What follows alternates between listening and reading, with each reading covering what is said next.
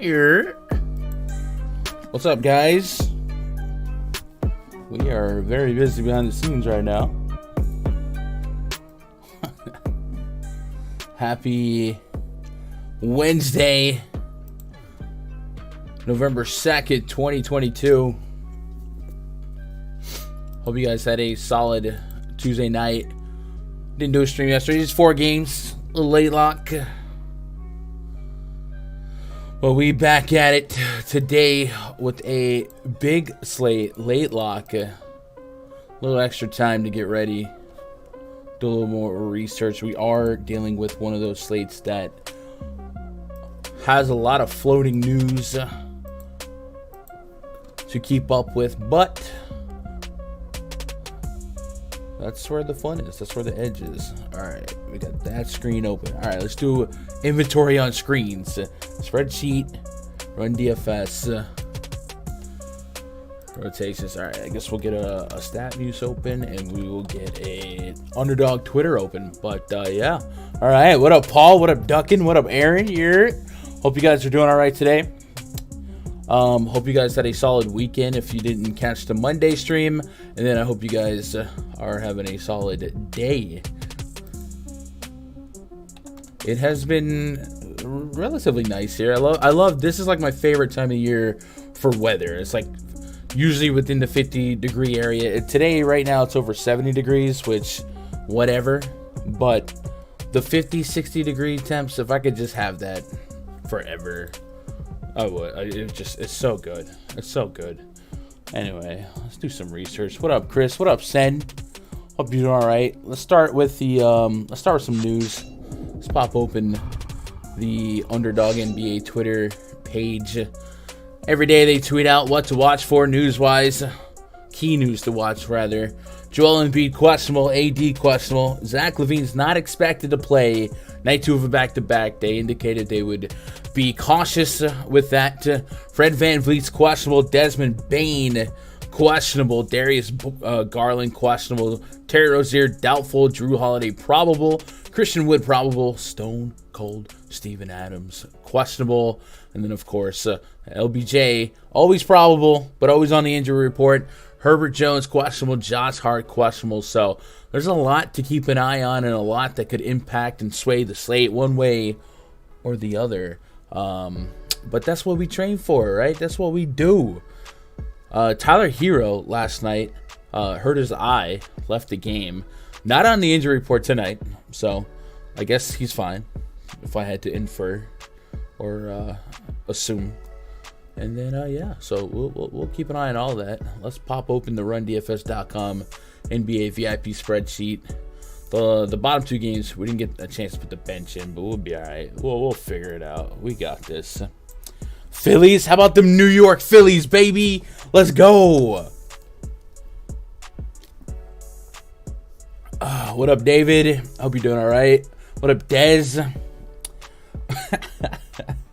Dude, did you guys see the seismograph activities of Philadelphia during the Bryce Harper homer and then during the Alec Boehm one? Like, that is fascinating. That is, like, actually crazy. But yeah, magical, man. I obviously hope the Phillies win, but it just past the nonsense of the Astros stuff. I love the city of Philadelphia, man. When I was up there, I loved the people. I loved the culture, the way people acted. It was great, and they loved their sports teams. It's just like a different. I don't know. It was so good. Like when the Yankees. Like I love the Yankees, but Twitter is absolutely unbearable after any Yankees loss. The Yankees can go on a 10-game win streak, then lose 2, and the second game they're like booing Stanton, calling for Booney's job, blah blah blah blah. And I just hate that about that. But the Phillies fans, man, I love them Philly fans. They're just loyal to the soil, so they deserve it. You guys deserve it. And F the Astros. Mattress Mac was going at it with Phillies fans. Boy put 10 million Astros. Mac he does that every year.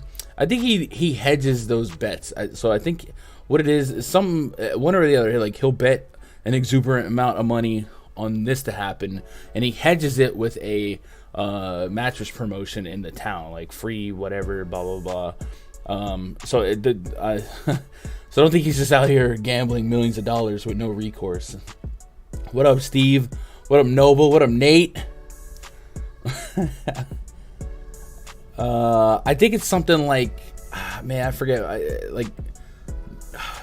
I don't know if it's free mattresses or something to do with the payment structure of mattresses. If the Astros win, blah blah blah blah, and then in the hedges, he's got money on it, so he'll be all right. Mattress Mac. All right. I think we got everyone. All right, so let's jump into the action a little bit. So just a reminder, it is a late lock. We usually pencils down at 7 Eastern. Tonight it's going to be 7:30. There is a floating game that's not on the main slate, so we won't cover that. Celtics at the Cavs. First game we are going to talk about. Celtics project starting 5. Marcus Smart, Derek White, Jaylen Brown, Jason Tatum, and Al Horford. Taking on Darius Garland, Donovan Mitchell, Karis LeVert, Evan Mobley, and Jared Allen. We got 220 total, 2-point spread in favor of the Boston Celtics.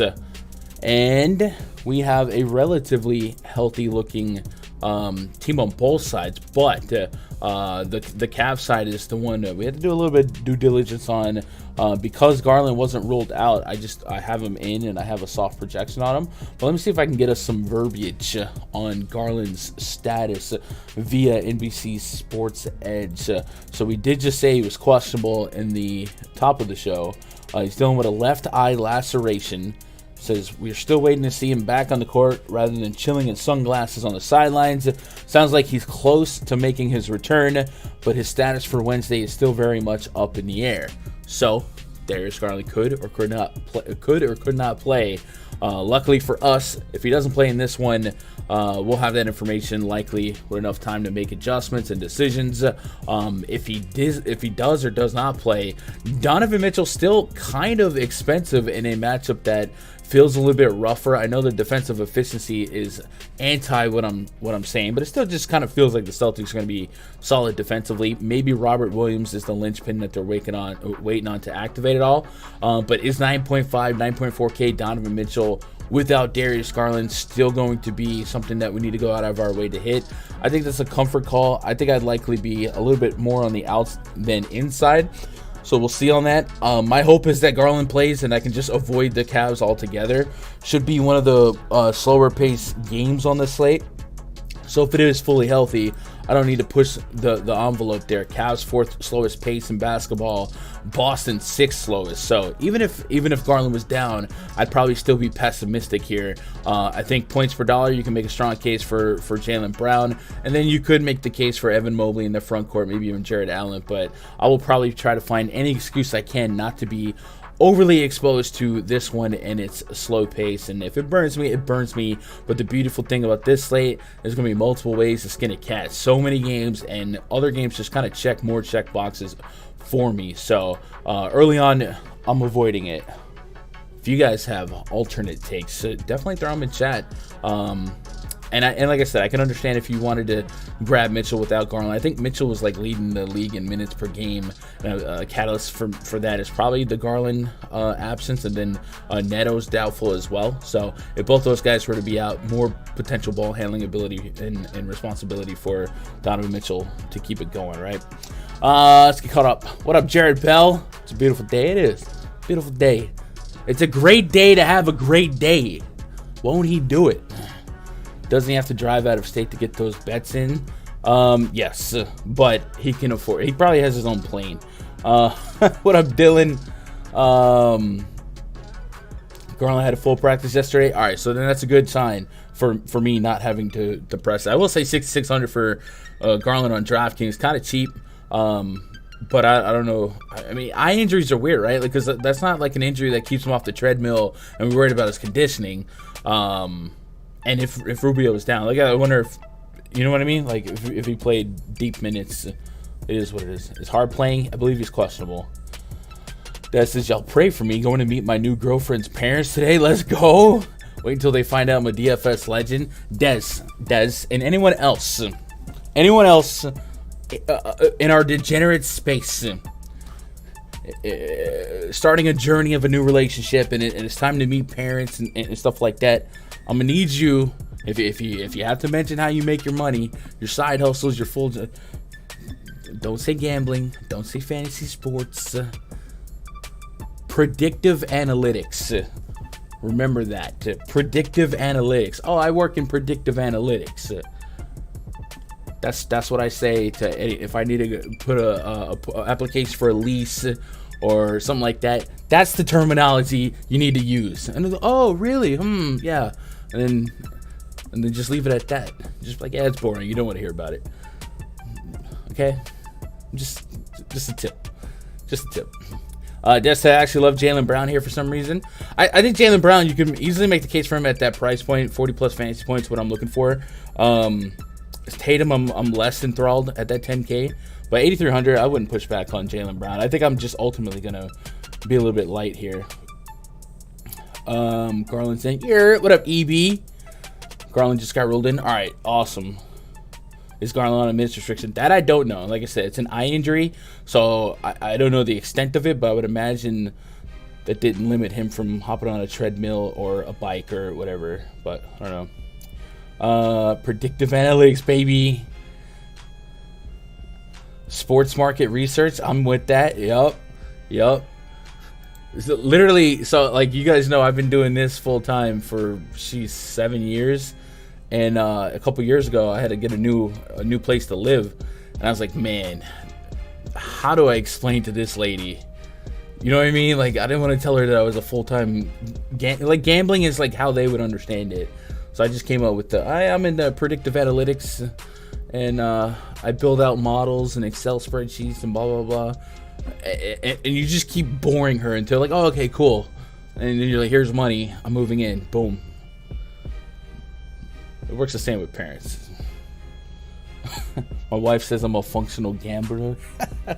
but she's already too far deep. I'm just saying, if you're new to the scene, you gotta at least make a good impression. A sports consultant. Oh man. You guys are tripping me out. All right, let's move on to the next game here. Sacramento Kings at the Miami Heat. Projects 35 for the Kings. Donovan Mitchell, Kevin Huerter, Harrison Barnes, Keegan Murray, and Domantas Sabonis taking on Kyle Lowry, Tyler Hero, Jimmy G, buckets, Caleb Martin, Bam Adebayo. 221.5 total, 6.5 point spread to favor the Miami Heat. So last night, Tyler Hero went down with an eye injury. Seems to be the case here. And he was down, right? He didn't come back. So I'm a little bit surprised that he's not on the injury report right now. He's just going to play because he didn't come back. And with that last night, with that assumption, I was ready to load up on Jimmy Butler. Not that I'm not going to have some Jimmy Butler exposure tonight. Without Tyler Hero, it certainly would have been a much more potential fruitful upside thing. The Sacramento Kings coming into this game as one of the fastest paced, worst defense, and that's a great combo for DFS. Kings top 5 in pace and defensive efficiency. The Kings are bottom 7-ish, 115.3 points per 100 possessions. So good matchup for literally everyone. Kyle Lowry is always going to project well at that price point. Tier 3 stocking stuffer area. Tyler Hero. I like Tyler Hero when he's on the court, and I actually was probably over the field on Hero last night against the Warriors, assuming that, hey, if the Heat are going to stay close, I think Hero has to be part of it. In 10 minutes, he took 4 shot attempts. He's going to be a scorer for this offense. So I don't know. I don't know if it's an oversight on the injury report, since it was just it's a back-to-back or what. But if he's not on the injury report and we have to assume normal projection for him, probably makes the player pool for me. And then Jimmy Butler at 8,500, definitely going to make the player pool for me on FanDuel. Probably tier 3 for me on DK. Adebayo is also something that can make the cut for me. Yurtseven's still down. I've got Adebayo at a hefty minute projection. And looking at the last 2 games, 37 minutes and then 38 minutes against these Kings in Sacramento. Big time minutes coming his way. So if you're going to get 37, 38 minutes against one of the fastest paced, worst defenses, it just adds up for great opportunity. And 40 plus fantasy points is something that he's offered us in 3 straight games. So Adebayo certainly makes the cut. I think the Miami Heat, through and through, at least 4 of these 5 starters are going to make the cut for me, and I don't really think Caleb Martin gets nixed either. So depending on Hero's actual status, and I'm assuming that his actual status is that he's in, yeah, I'm there on Hero. So makes a lot of sense to be there. Do we want to run it back here with why did I have Donovan Mitchell here? It's Davion Mitchell, right? Yeah, I'm a little different. With De'Aaron Fox down, this Kings lineup looks a little bit different. Now, we do have a history of Fox being down last year and Davion Mitchell offering some big games. But now we also have Keegan Murray in the mix and Domantas Sabonis in the mix. So we had a little bit of a sample size in that last game of some Foxless basketball. So let's see what played out in the heat of the moment. In the heat of the moment. I'm not a rapper.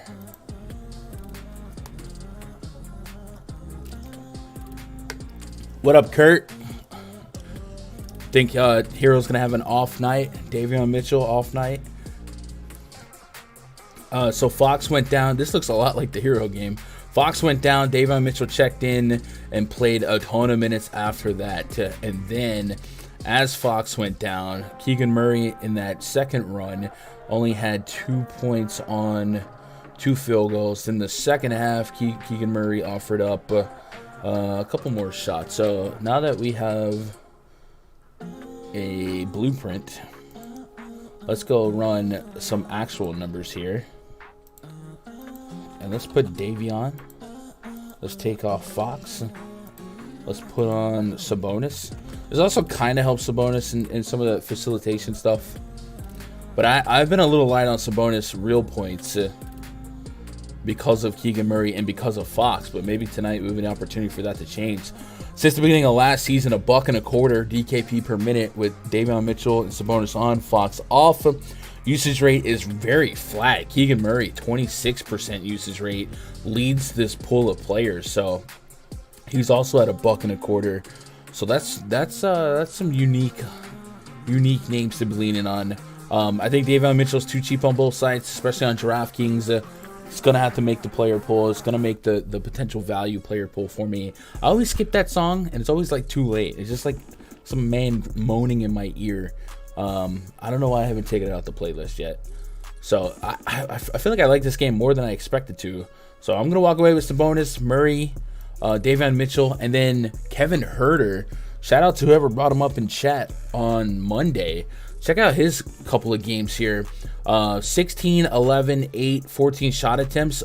Almost all of them, I don't say all of them, but over half of them going to be from behind the arc. Shot 50% from 3 against Charlotte. 7 for 8 against these Miami Heat. And then a byproduct of Tyler Hero starting would be that his defense is not great, and maybe Herter gets to run back the strong defensive game, and he also has gotten to the line 5-6 times the last 2 games. So Herter at 5,500, yep, still going to throw him in the back pocket here, looking for 30, and that's something he's offered in all but 2 games this season. And then knowing that Fox's absence opens up, 20 shots maybe? 17, 19, 20 shot attempts. I think it's more responsibility for Herter to keep scoring here. So yeah, we're gonna keep Herter in the mix. I like a lot from this game on paper. Yeah. Gun, how is Jimmy and Bam typically on back-to-backs? I mean, I guess we can stat muse it. Jimmy Butler, DKP by game log on night 2 of back-to-back last. I don't know, let's put a sample size in there. Herter looks like he could be Brian Scalabrini's kid.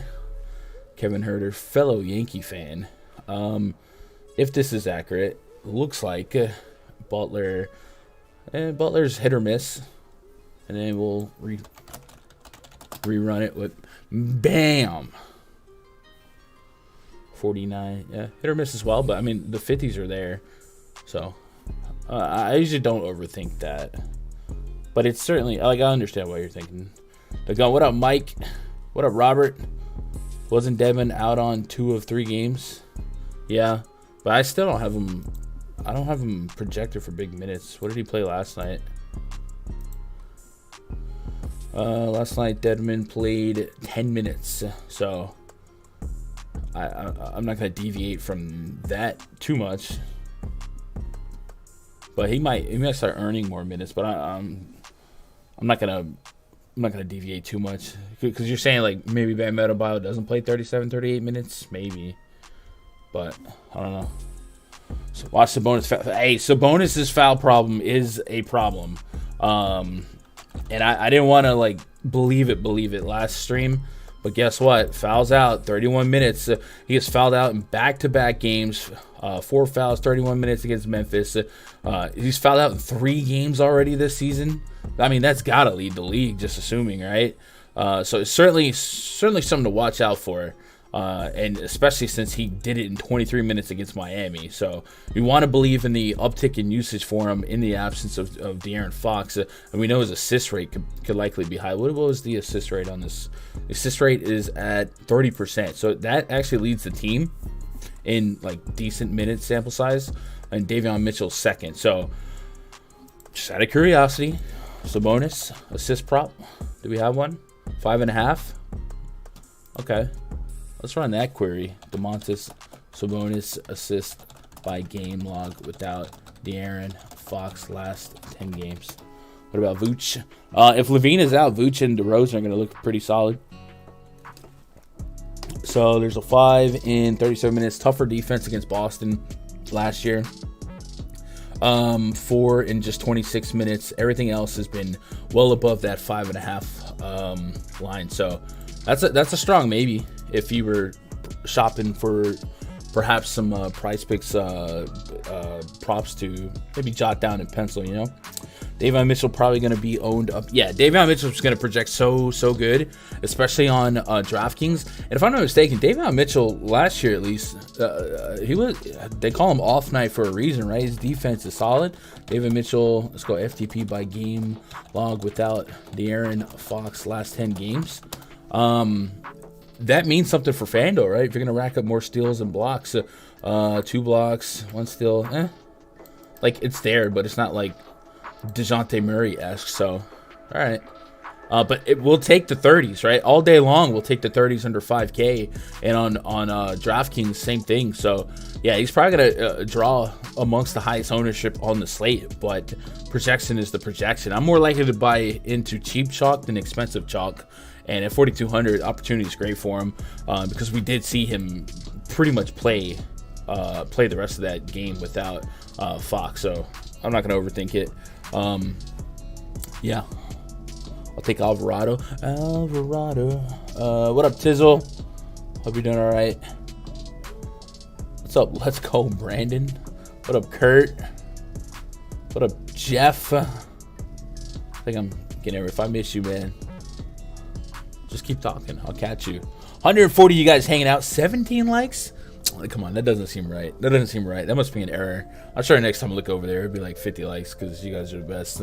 Hawks at the Knicks. Project starting 5 for the Hawks. Trae Young, DeJounte Murray, DeAndre Hunter, John Collins, Clint Capella taking on Jalen Brunson, Evan Fournier, RJ Barrett, Julius Randle, and Mitchell Robinson. We've got ourselves a 233.5 total and a 2.5 point spread in favor of the New York Knicks. Big time total. Trae in the Garden. If you haven't had an opportunity to watch Trae Young in Madison Square Garden, boy, is that fun. He literally is a WWE heel.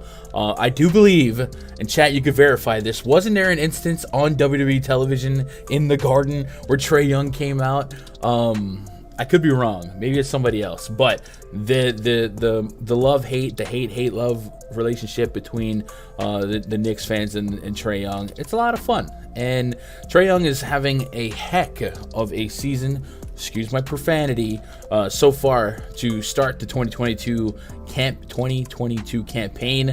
Last game, a little bit of a lopsided game, 32 minutes, still showed you double-digit shot attempts, 10 turnovers, Probably not going to happen here. That's crazy. But he also had 10 assists. This just seems like a spot to bounce right back to where he was prior to that, where he essentially started you off with 50 fantasy points. So, that makes him look like a really strong play to me.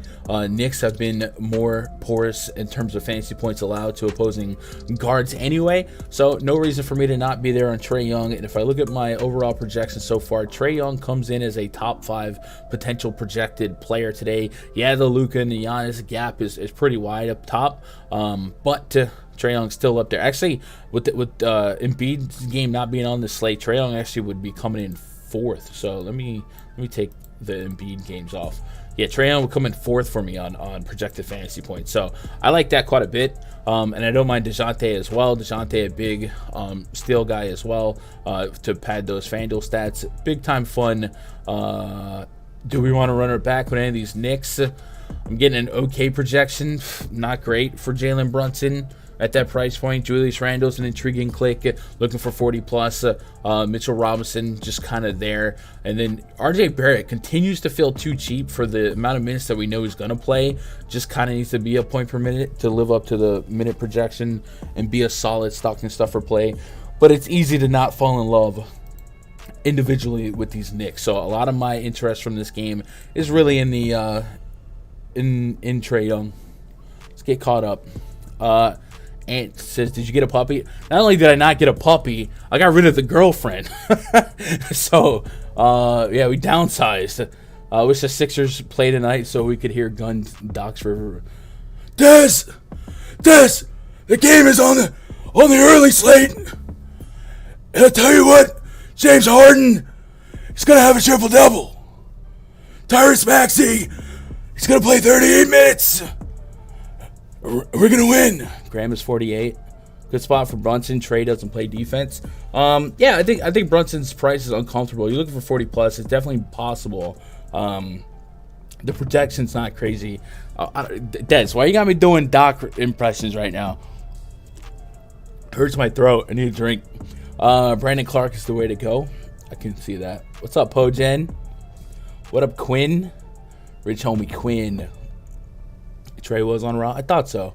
Fournier at the Garden on a Wednesday. Wasn't that? Stop it. Literally stop. Whatever you just tried to do, just don't. Just relax. Just don't. Would y'all play Westbrook over Brunson tonight? Ooh. No YouTube wedding. Maybe for the next one. That was fire gun. Yeah, it hurts. Anyway. Give me some Trae Young. Just out of curiosity, we put a little substance here. Trae Young, DKP by game log versus Knicks. Last, 20 games. What's up, Crispy? Hope you're doing all right. Yeah, Crispy. That one. At the Knicks, 61. At the Knicks, 58. At the Knicks, 41, 56, 53. So, yeah.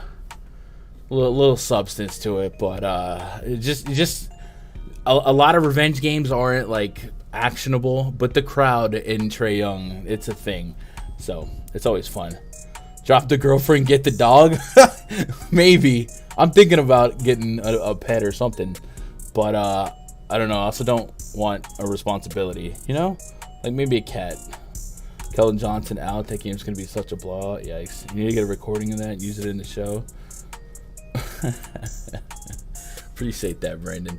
Bulls hosting the Hornets. Project 35 for the Hornets. Dennis Smith Jr., Kelly Oubre, Gordon Hayward, PJ Washington, Mason Plumlee taking Ayo DeSumo, Alex Caruso, DeMar DeRozan, Patrick Williams, and Nikola Vucevic. A 223 total 5-point spread in favor of the Chicago Bulls. So Zach LaVine is, from what I understand, not officially out, but we're just assuming he's out because they indicated that they would be cautious with him on these back-to-backs. It is like 2 of a back-to-back, and it all lines up for him to not play. So I'm going to assume he's out. And Kobe White also questionable. So we get the Kobe White information. Kobe White questionable with left quad contusion. So if both Kobe White and Zach LaVine, Zacharias Levinicus, were to be out, Big time opportunity for Alex Caruso at 4,600 on DK to play a role in some lineups. DeSumo, the same thing. And then also the uptick in usage for DeRozan and Vucevic is pretty big. And we got a really solid matchup. And this is probably the Vucevic spot of the century if we're really wanting to justify why we need to get the Vucevic. Charlotte this season, top 5 in fantasy points allowed to opposing bigs. That's right behind Golden State, the Lakers, the Pacers, the Thunder, and there's Charlotte. And Charlotte, of course, picking up on that stat from where they left off. And that's got a little bit more sample size to it because it was all year last year with essentially the same front court. So good spot for Vooch to have a massive ceiling game. And he did kind of let me down yesterday, but I didn't necessarily load up on him for any other reason than he fit. But let's put DeRozan and Vucevic on the court. Let's take off Lonzo Ball and let's take off Levine. Not really going to mess with anyone else, just these two. And another plus for Vooch here is Drummond's questionable. So if Drummond can't go, again, just more potential floor and minutes here.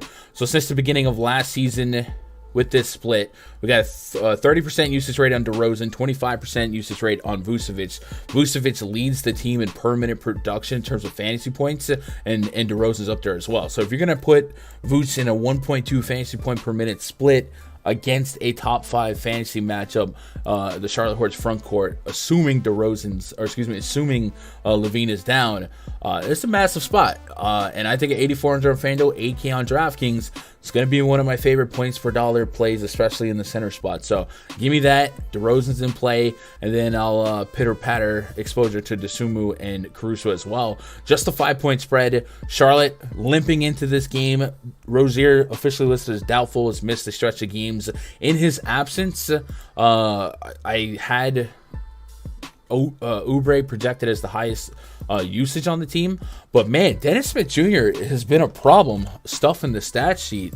We're looking at the last 2 games, flirting with triple doubles, 7 rebounds against Sacramento, 9 against Golden State. Just insane production. The 7 stocks, probably not something that we can rely on, but hey, he is averaging almost 2 steals per game, probably over 2 steals per game after that 6 steal game. So it's not part of his game. And if you're going to be a stat stuffer like that, Dennis Smith Jr. at this price point, with this opportunity without Rozier, it's not going to be a lot longer. We can keep tapping into it.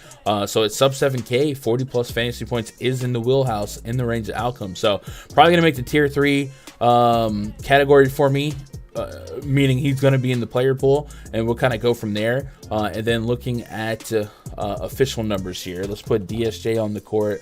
Let's put Oubre on the court, and let's take off Rozier and LaMelo and run it. This should just bring us to this year, since it's just Dennis Smith Jr. Should just cut out all the nonsense. But yeah, 26% usage for Oubre. And that, obviously usage doesn't always correlate with leading the team in points per minute, but it should make us feel better about maybe going back to the well. But he's likely going to be more scoring dependent than anything. But there's a good chance he leads the trio in shot attempts. Gordon Hayward shouldn't be ignored, but I think Oubre might fall by the wayside here. 25 minutes against Sacramento, 27 fantasy points, 16 real points, a couple of peripherals. Gordon Hayward as well, somebody that projects solid enough for me. Same with PJ Washington. So I'm at this game, but the highest guys, I think DeRozan's going to be tier 2 for me. Vucevic is right now on the fence. He might end up being a tier 1 for me, and I'll just let it happen, Captain, depending on his ownership. And then we'll rotate Hornets in with DSJ being at the top for raw points, and then Oubre, Gordon Hayward, PJ Washington. Just never fun, like, comfort clicks, but I can't ignore their potential ceiling. So mass field ownership, 150. I'm in. Joel Embiid rolled out. All right, cool. That's good to know.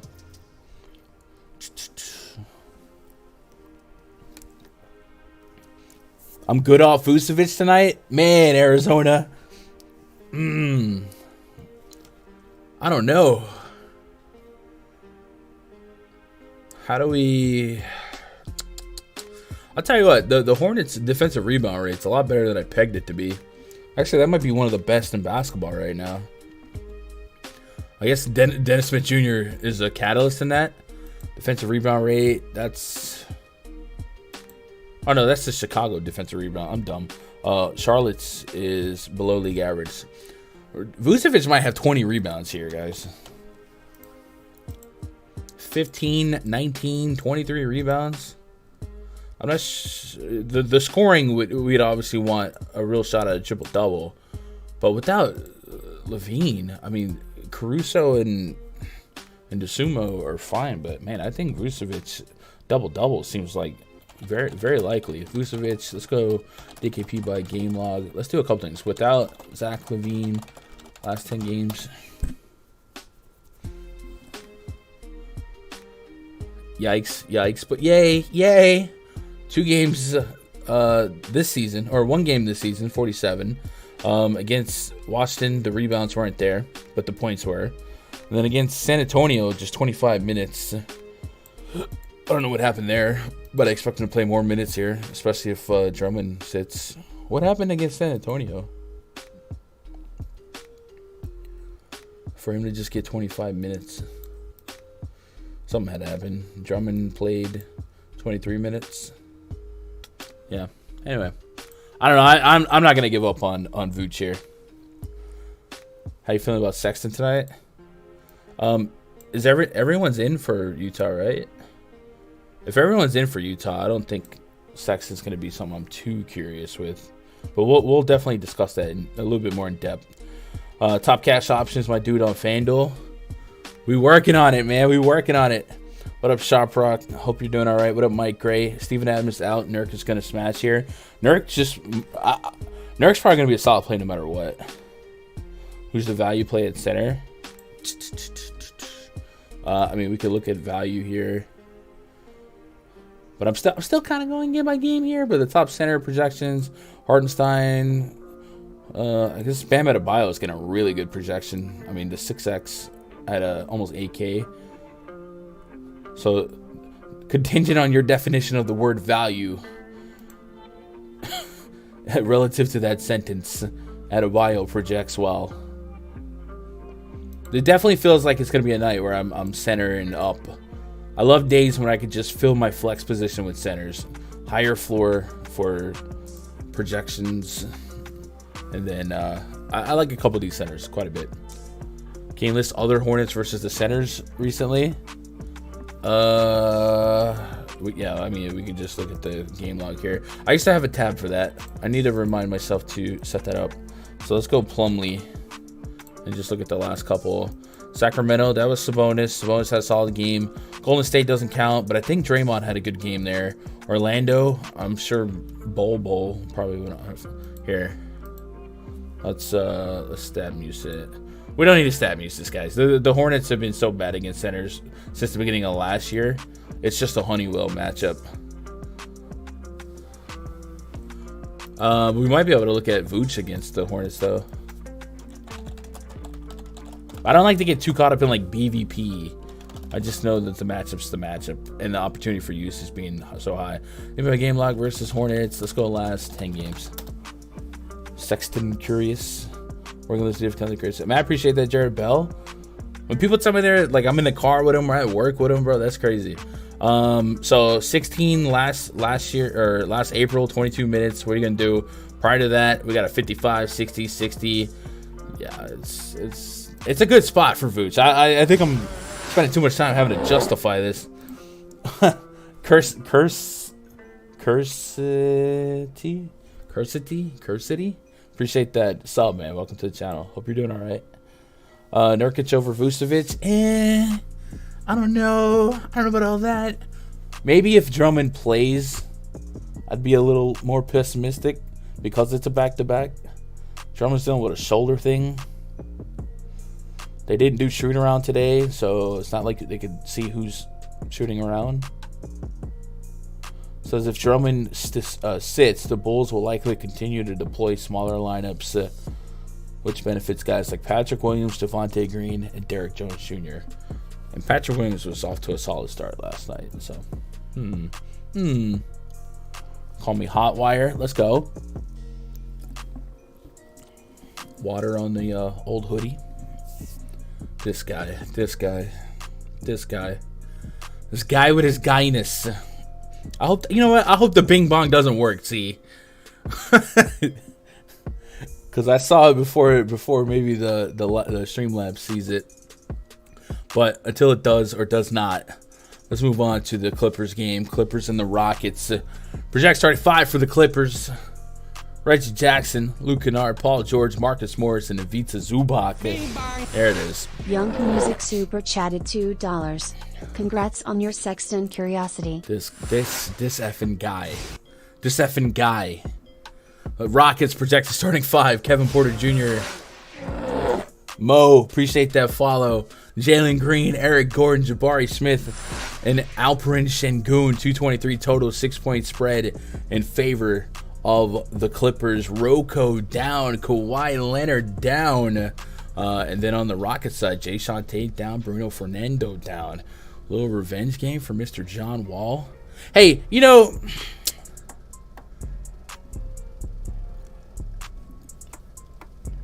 I don't want to pull that narrative up, but we kind of discussed it yesterday with the Trae Young takeoff connection.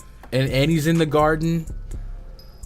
I don't know why that just it just hit my mind. Anyway, if you know, you know. All right, if you know, you know. But I don't want to. Okay. Anyway, 223 total, 6-point spread in favor of the Clippers.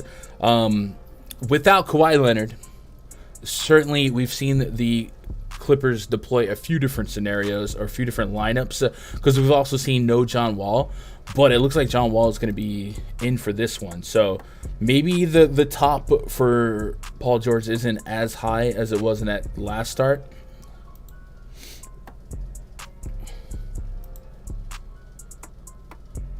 Because it was pretty doggone high.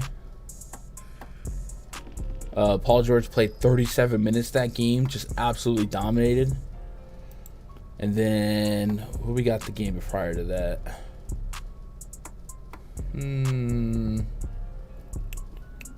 27 minutes the game prior, and then John Wall offered 21 minutes. So I definitely don't want to like get off the idea of Paul George without Kawhi being a smash spot against Houston. But I think we should absolutely understand that one of these games involved John Wall and one of these games did not. So that's not a correlation, like not a thing that went his way. You know what I mean? So with that said, it's a really good spot for Paul George. It's projected for 50 fantasy points, 9K on FanDuel, almost 10K on DraftKings. Great smash opportunity against a Rockets defense that is amongst the worst in all of basketball. They are bottom 10, 115.2 points per 100 possessions. So good spot all the way around for Paul George, but maybe we can be a little bit more pessimistic based on this John Wall 21 minutes. Yeah, but everyone's going to project solid enough. Paul George would be the only guy I feel like I have to get some exposure to win a tournament if he continues to be low owned.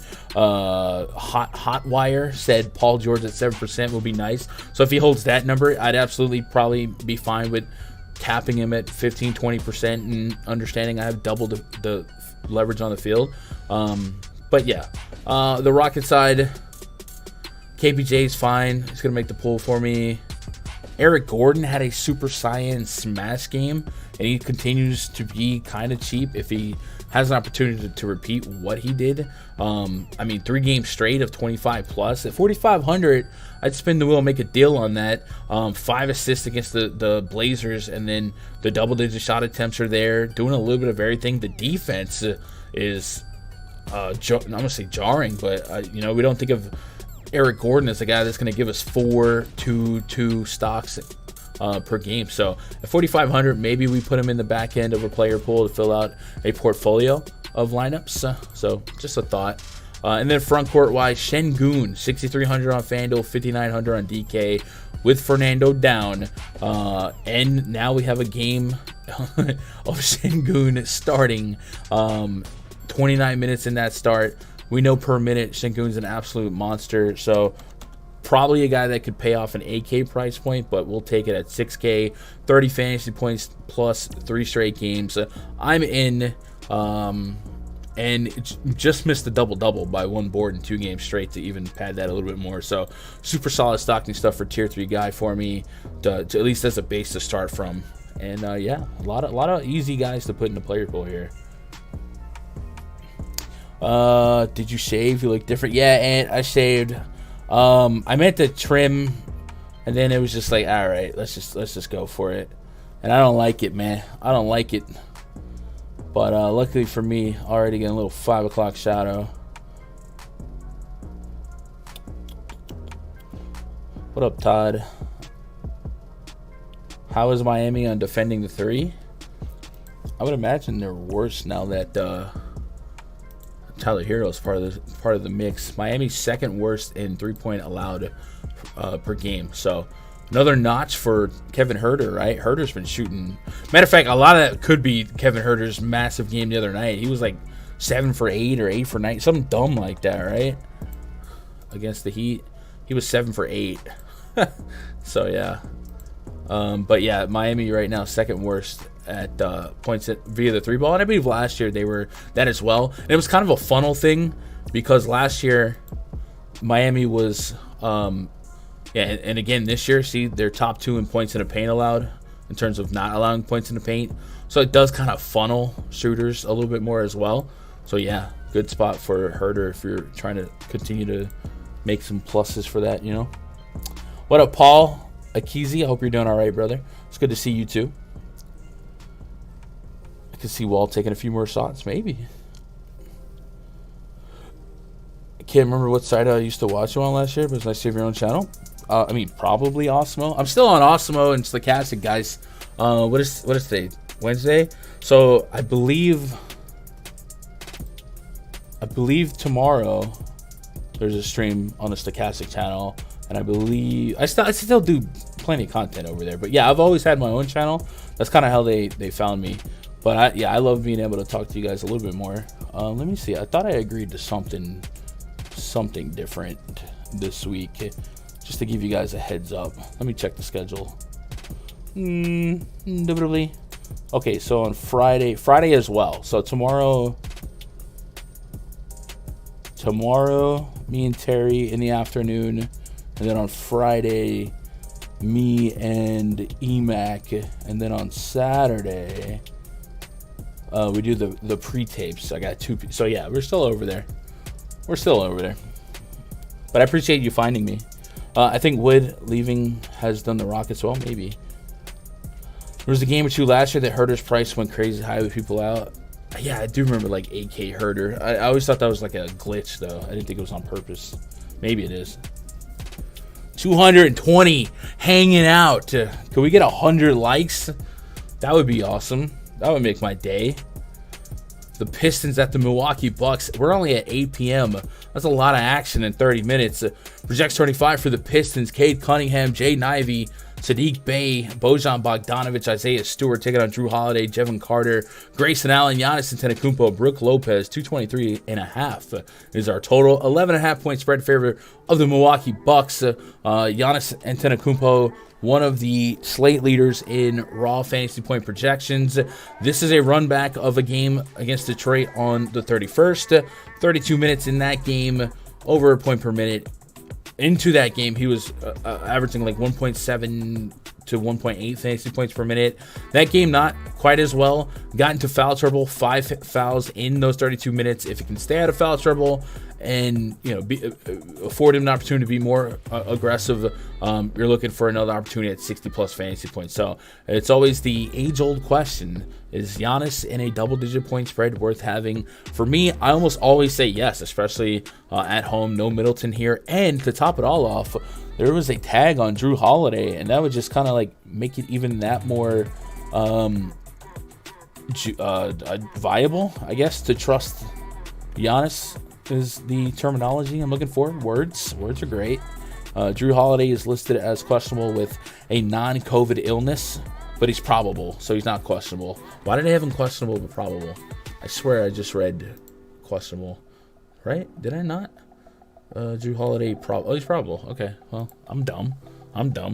So Drew Holiday, 8,300, 8,200 on both sides, looking for 40 plus. We've seen a couple spike games out of him as well, and maybe a little bit of insurance if Giannis does have another foul trouble game, like we saw in that last outing against Detroit. 10 assists, 7 boards, 20 plus real points. That's back-to-back borderline slate breakers at 8,200. So certainly something to keep in mind. And then how did Giannis get in foul trouble? Was it Bojan? Bojan has been a revelation for the Pistons here, especially for real points. 20-plus real points in the last 5 games straight. You know the shot volume is going to be there, and a decent chunk of that is going to be from behind the arc. So if you're painting a picture, and you don't have to do this, right? You can play Giannis naked if you needed to, but if you're really wanting Giannis to need to play 37, 38 minutes, you ask yourself, how does that happen? Well, other than foul trouble wouldn't get him there anyway, but guys like Bojan will have to score, right? Cade Cunningham, Ivy, Bojan, and that's kind of what we said last game as well. So Bojan's at that sticker tag where 30 fantasy points plus. We'll put that in the blender in a tier 3 and see what happens, save with Cade Cunningham. So I'm more inclined to lean on Giannis and a little bit of Drew alone, but I think you can justify these prices on Bojan, especially in Mashville tournaments and for prop bettings. Bojan hit the 20. He's still at 19. I could live with the 20 or over at 19. You know. Did I have a Halloween outfit? I put a B filter on for my Twitch stream the other night, but that was for Fortnite. That's not for this. What up, Sean? I like Drew a lot before I knew he was sick. He still looks okay, but they could dial him back. Yeah, it's possible. Imagine actually playing Kyrie last night. Kept trying to warm. Why was Kyrie? I don't got time for this. I don't got time for this. Spurs and the Raptors. Project starting 5 for the Raptors: Fred VanVleet, Gary Trent Jr., OG Anunoby, Scotty Barnes, and Pascal Siakam. Up against Trey Jones, Josh Richardson, Doug McDermott, Jeremy Sochan, and Jakob Poeltl. Am I not Poeltl enough for the Poeltl Club? 7.5 point spread. Favor the visiting Raptors, 224. Wait, you guys told me, yeah, Keldon was already had Keldon out. Okay. What are we doing here? All right, Spurs, and so this would be a pace-up spot for the Raptors. You would project. 1, the Spurs are the 3rd fastest team in basketball, and 2, they're playing from behind. So when their possessions start, you're likely a higher sense of urgency to get up the court and convert. So Toronto, who has the 3rd lowest pace in basketball, at least gets an implied uptick in possessions, which creates a little bit more opportunity for us if we like to dial down into some more Siakam, some Scotty Barnes, Fred VanVleet, guys like that. With Siakam, he's finally appropriately priced, 9,500. Decent enough spot here against San Antonio. San Antonio is top 6 in fantasy points allowed to opposing centers. So good spot for him to continue to have a strong season, and the minutes are just nuts for this Raptors crew.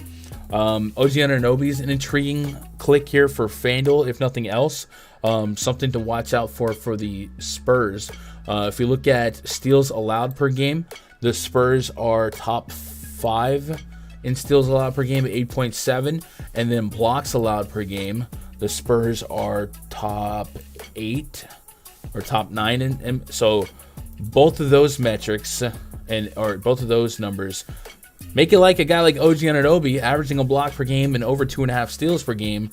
So that's 3.5 average stocks, and this is an above average stock spot in a faster pace matchup. So the reason we say that is we know that the FanDuel scoring being what it is, it could create a big opportunity for a guard and forward eligible Anunoby to fill out the stat sheet back-to-back games of essentially 40 fantasy points plus, and the stocks have been there. 5 stocks against Atlanta, 3 stocks against Philly.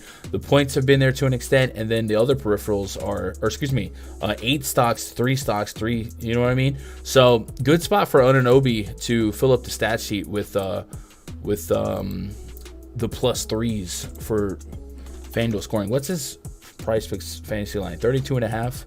That's probably fine and linear to what I got. I'm at 30, 34. So, but for DFS, I think 6,300 is the spot I can get behind. If we keep this game close from the Spurs side, Trey Jones, Jay Rich, Poeltl, cool. None of those guys are making me feel extra warm and fuzzy. But Trey Jones would probably be the most intriguing with no Devin Vassell, no Keldon Johnson.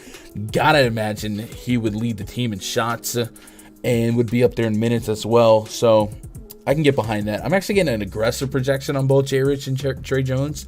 Might have to do a little bit more digging in that, but I imagine it makes sense. It makes sense. I'll be there. Just a 7.5 point spread, right? I feel like this should be higher. It hasn't moved since the official rule out, right?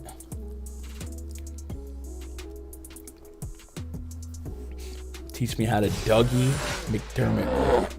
What up, Sen? Signed up for a month of VIP. How do I use the Fantasy Cruncher coupon? So if you click VIP portal, and I can't bring it up on stream because it'll leak the links, but if you click VIP portal, there should be a redeem link in there. And if it's not there, or if you don't see it, DM me on Discord. I'll get you set up. But it should be linked on that page. What's some core cash plays tonight on FanDuel? I mainly play tournaments, but I'm on some cash tonight. Oh, somebody just followed, huh? Yo, Fredlocks, man. Appreciate the sub. Welcome to the channel. You guys are awesome today. I appreciate it. Tomorrow there's only 2 games, y'all. So we're probably not going to stream. And we got some to do some content over on Stochastic around the time we stream here. So look for us Friday. Also, myself, you guys wanted it. We made it happen. Me and Noah, DFS by Noah, talked last night. I think we're going to shoot for a co-stream next Wednesday. And yeah, that'll be fun. So if you've been looking forward to that, make sure you check us out Wednesday. Core cash for FanDuel. Just projection wise, Davion Mitchell looks all right. Trey Jones looks all right. I like to, if I'm going to core players on FanDuel, really on either side, I usually prefer coring bigs, right? The centers of the world. So you might catch me in the streets with Nikola Vucevic. Adebayo's looking really solid as well. Unfortunately, is Adebayo? Adebayo is power forward eligible, so you could kind of get away with maybe triple center tonight. Vooch, Adebayo. What else we got down here? Indubitably. I probably don't need to get too cute down there because we're gonna have some value up at the top too with Davion. Maybe Davion. 64. There's a couple names I would play with to start, but lineups are gonna be so weird. I don't catch me lying to you about cash games, bro. I'm a tournament only player, but I would just like look at who the best values are, core those guys, and then go from there. You know what I mean? What up, Sheriff? Is Van Vliet still questionable? Let me see what I got. Glory. The Q tag, back, Otto Porter, both listed as questionable. Maybe his Q could be closer to an O, and maybe that would explain the 7.5 point spread. I don't know, maybe I'm overrating the Raptors here, but I feel like a healthy Raptors should be double-digit point favorites against the Spurs without Keldon Johnson and Devin Vassell, right? Am I off base? Anybody else agree with that? Because, yeah. So if Van Vliet were to miss, we saw them start Scotty Barnes essentially as the ball handler, and that would make me like Anunoby even more. And then they started Koloko. So if they ran that back, yeah. I don't know, man. It just feels like they should be double-digit favorites here. All right, let's move on. Try to make some time here. How many games we got left? 3? All right, we're not doing that bad. All right, before we talk about this game, let you guys know that after the party is the after party. And after that party, it's the Discord lobby. If you guys want to be part of the voice chat the next couple hours, go to rundfs.com. Which is here. Click VIP memberships. Find something to write for you. Our boy Sen just got himself a month of access. That also buys him $20 of credit towards Fantasy Cruncher, and then it unlocks the spreadsheets for NBA, for NFL, and the RunDFS.com VIP spreadsheet. So let's give them a wave here. What up, Sen? And then after this stream, I'll be right here in this NBA voice chat. We'll be kicking it, making some lineups, stuff like that. So go be part of that. I'd love to have you here in the premium community. And then, of course, the year pass is up there as well for next year. Earlier, the better on that. We do NFL, we do NBA, and that's it for now. That's the only thing we really got going. All right, Utah Jazz at the Dallas Mavericks. Project starting five for the Jazz: Mike Conley, Jordan Clarkson, Larry Markkinen, Jared Vanderbilt, Kelly Olynyk taking on Luka Doncic, Spencer Dinwiddie, Reggie Bullock, Dorian Finney-Smith, Javal McGee, Tragic Brunson, 222, 222, and another one. 2 is our total. 6.5 point spread in favor of the Dallas Mavericks. When I looked at the full slate raw point projections, Luka Doncic was right on up there with our boy Giannis Antetokounmpo as potential leader of the slate. I mean, he's just been on another planet right now when it comes to scoring. Didn't he have 30 real points at half the other night? Finished with 44, 30 plus real points in every game so far this season. MVP. Just insane. So if you're going to paint a close game here, 6.5 point spread, this is a great spot for Luka to continue to be a dominant piece of the puzzle to make your lineups tonight. And the bigger the slate, the more likely or the more possibility behind the studs and scrubs build. So Luka's going to be somebody that I probably get into the tier 2 exposure level. And I probably end up with more Luka than Giannis here, just based on the checkbox system. So yeah, I don't have a ton of inclination to play anyone else from the Mavericks at a high level. You could always justify, or you can justify, some Dinwiddie, guys like that. Christian Wood is questionable. If he couldn't go, I feel like that's just more reason to like Luka. Let me get the Christian Wood report from Dallas. He's probable. Illness has been upgraded to probable. So yeah, I'm just in on Luka. That's about it. And that's all I got to say about that. On the Utah side, Dallas is going to bring that pace down a little bit.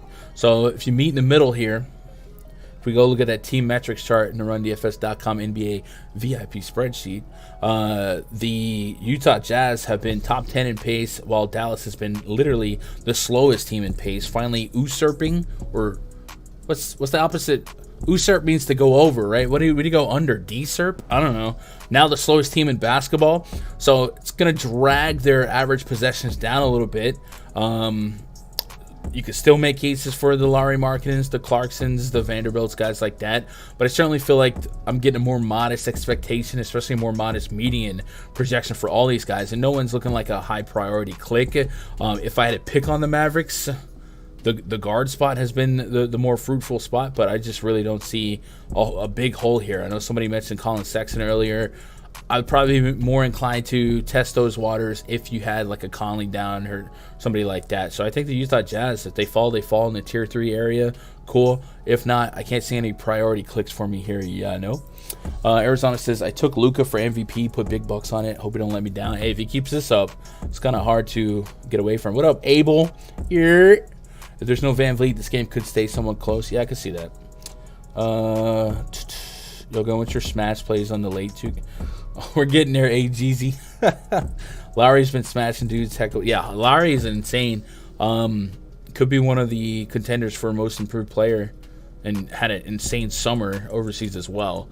This matchup, not great, but usage can sometimes trump the matchup. Fantasy points allowed has been more so the guard spot. Jordan Clarkson, Mike Conley, I guess Sexton, but Markkinen's fine. Moving on to the next 2 games here, Memphis Grizzlies and the New Orleans Pelicans. So we go from an 8:30 p.m. tip in the Dallas game to an hour-and-a-half gap between the final 2 games. So you might get some time to make some late swap decisions, tinker with your lineups. If some lineups need some help, right, you got some high-owned bust, might as well get freaky in those lineups, and then vice versa. If you're sitting pretty and you got some risk remaining, you don't need as much risk, you can dabble with it. I've been going back and forth between Hardaway and Bullock because they are getting so many minutes. Hardaway's a good round. Yeah. Hardaway and Bullock's both seem volatile, maybe scoring dependent. But I wouldn't like minutes, right? Minutes equal money, sure. John Morant, Desmond Bane, Dylan Brooks, Santi Aldama, Stone Cold Steven Adams. Your projected Grizzlies lineup taking on the Blazers projected starting five: Shaedon Sharpe, Anthony Simons, Josh Hart, Jeremy Grant, Yusef Nurkic. 226.5 star total. 4.5 point spread in favor of the visiting Memphis Grizzlies. And we've got news: Desmond Bane questionable, right ankle soreness. Keep an eye on that. Steven Adams, questionable with jaw soreness. He was limited to 19 minutes in Monday's loss to the Jazz if he's unable to play Wednesday night. Adams' absence would free up rotation minutes for Xavier Tillman. Santi Aldama is already in the starting lineup. Should be blah, blah, blah, blah. All right, so that's a blurb from NBC Sports Edge. And then we have news on the other side. Portland Trailblazers, we already know, Dame Dollar down. Josh Hart, a Q tag on him. He is in the concussion protocol.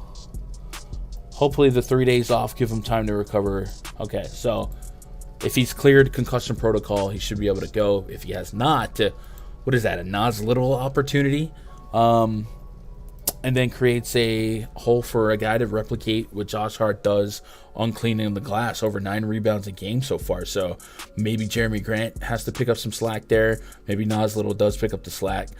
In the absence of Damian Lillard, Anthony Simons has an opportunity to be a great late night hammer. We've seen him be a big time part of this offense last year without Damian Lillard, and then so far this season we've seen Nurkic also kind of pick up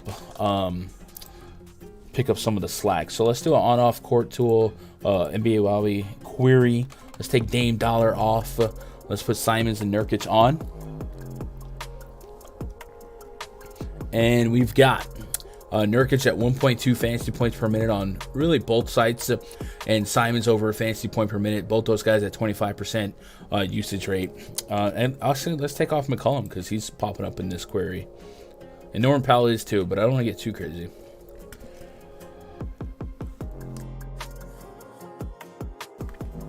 About the same. The usage goes up to about 27% for the two, so good spot for those two to be potential late night hammer candidates for you. And then Shaedon Sharpe's 4,200 on FanDuel. I maybe wouldn't have none if I was just looking for a stocking stuffer value play, 1825, but not something I'm too excited about in like 20 entry, you know what I mean? And if Josh Hart wasn't going to play, did he go down mid-game? Let's see. Let's go Portland. Winslow? Okay, good call. So when Hart went down, oh, he didn't go down. Bro, did he crack his skull on like the last play? What the heck? Winslow played 24 minutes. Nas Little played 15 minutes. All right, so Winslow would be the guy. If you play justice, you keep your Winslow. 32 fantasy points against Houston. 19-23, 13-23. I guess he would have to be in the pool. 4,300 on DK. But that seems like news we're not going to have until halfway through the slate. Unless it hasn't come out yet, right? No. If Bane can't go, more scoring duties for John Morant, Dylan Brooks. Then we might see John Concher in the mix as well. And Tyus Jones also getting some opportunities. Would be a good spot for Morant to probably drop a 50 bomb. The Grizzlies defensively haven't been at the levels that they were last year. And last year I said this team had two identities, one with Ja, one without. The one without, when you had Tyus Jones and Melton and Bane and Jaren Jackson Jr., that was like one of the best teams per possession in terms of defensive efficiency. So far this season with Ja Morant, this team has been up there with the Nets in terms of defensive rating. So it is a plus matchup, at least on paper, for everyone. And I would say at least the front court without Jaren Jackson Jr. and his potential for 5-6 blocks in a game, it's going to continue to at least leave some leave stuff to be desired. So I think it sets up for Nurkic really doggone well, and that makes me really like centers today. And I've mentioned Vucevic. I got a little man crush on his spot today. Nurkic without Dame against the Grizzlies with what they got going on. If Adams couldn't go already without Jaren Jackson Jr., Nurkic with his production without Dame with Simons, that's a good spot. Adebayo's projecting pretty well. You might find me in these streets with a lot of 7-8K centers and hoping for the best. So that's what I got here. One game left on the docket.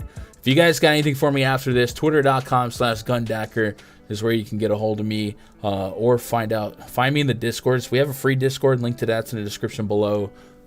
Main event, Pelicans project starting 5. CJ McCollum, Trey Murphy, Herb Jones, Zion Williamson, Jonas Valanciunas taking on Patrick Beverly, Lonnie Walker, Troy Brown Jr., LeBron James, and Anthony Davis. Russell Westbrook showed up and showed out as the sixth man in their last outing. It kind of worked out. It kind of made a lot of Lakers fans excited about what could be if Westbrook were to fully commit to that new role. So Pelican side, we have a Q tag on Herb Jones. We know Ingram's going to be out.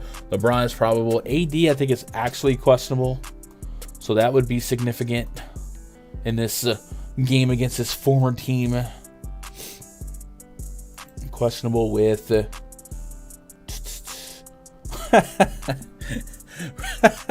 oh, that's great.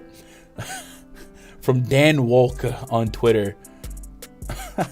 Listen to him questionable. The blurb from NBC Sports Edge. We can't responsibly speculate on Davis' status for this or any other game this season, and it looks like he'll be on the injury report more often than not. If you rostered him in fantasy, now's a good time to invest in some ibuprofen. We got jokes. So he's officially questionable at worst, right? That's good. If he does play, it makes a lot of sense, right?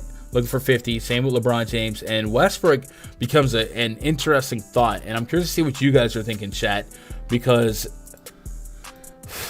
we finally got to the point where we condition ourselves not to insta-click 6K Westbrook in the starting lineup.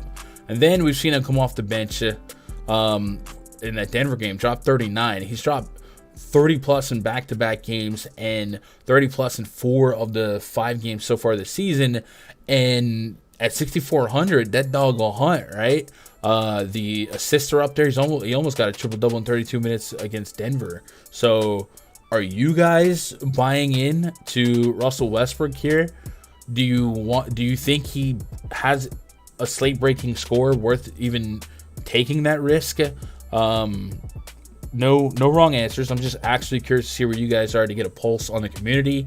He did close out that game, and he still played alongside AD and LeBron James for stretches at a time, but just a little less of all three together, which is probably a net plus to get the best out of all of them. So I'm interested. And if they're going to continue this staggering, I think 36 fantasy, because I don't expect him to have less than 30 minutes in that role. I don't know. I'm somewhat interested. Also don't expect him to shoot 50% from 3, but he does enough of everything that I can get behind it. So are you guys rostering Russell Westbrook as a late night hammer tonight? I'm curious.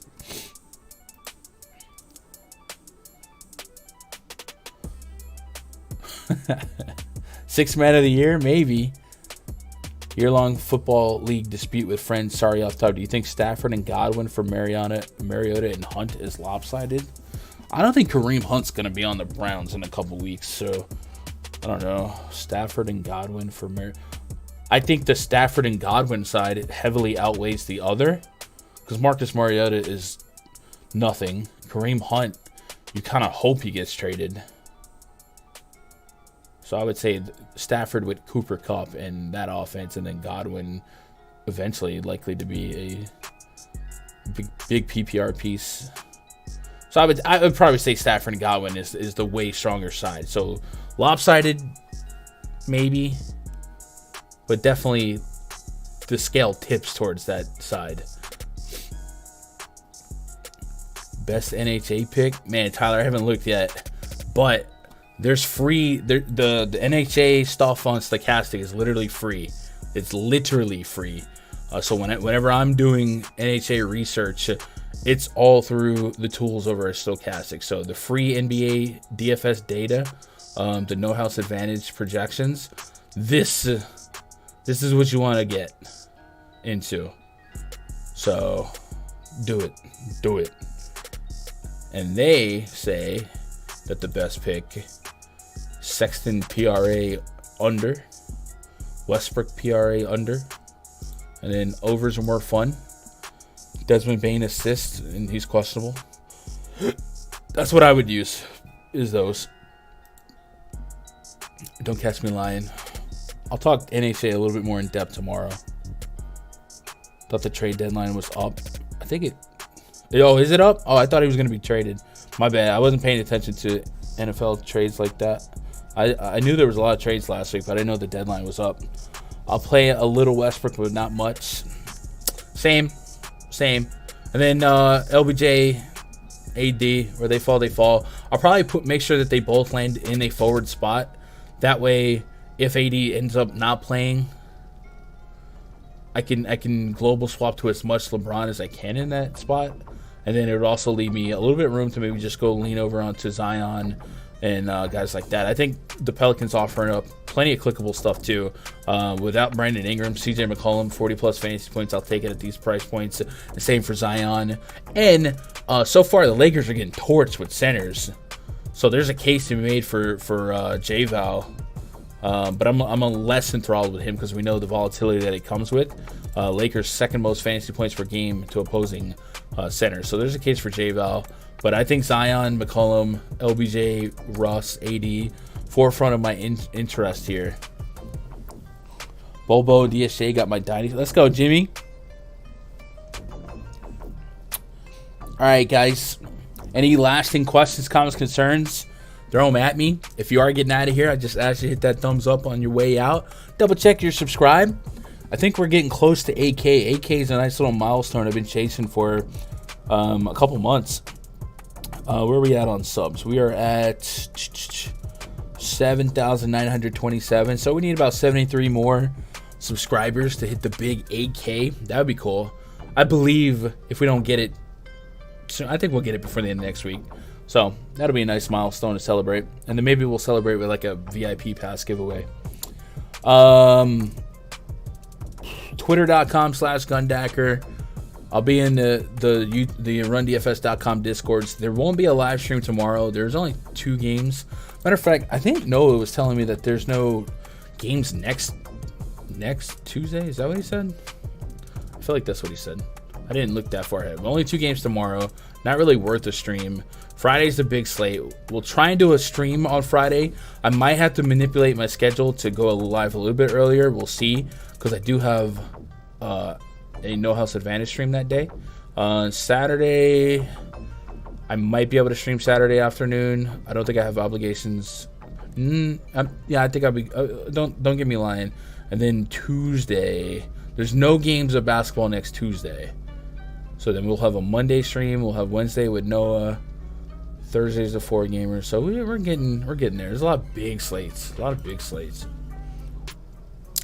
see what you guys got. Gun, how do you feel about Zion's minutes tonight? I have him at 31. And we know his per minute production is really doggone high. 31-30, 31-30. Played a couple games back. I don't really see a reason to deviate from a 30-31 minute projection. That appears to be where they have him. So that's what I would expect. A sub like Capicola. I appreciate that, Jimmy. Who do I like from the Spurs? Just from a responsibility usage standpoint, Trey Jones and Josh Richardson the most.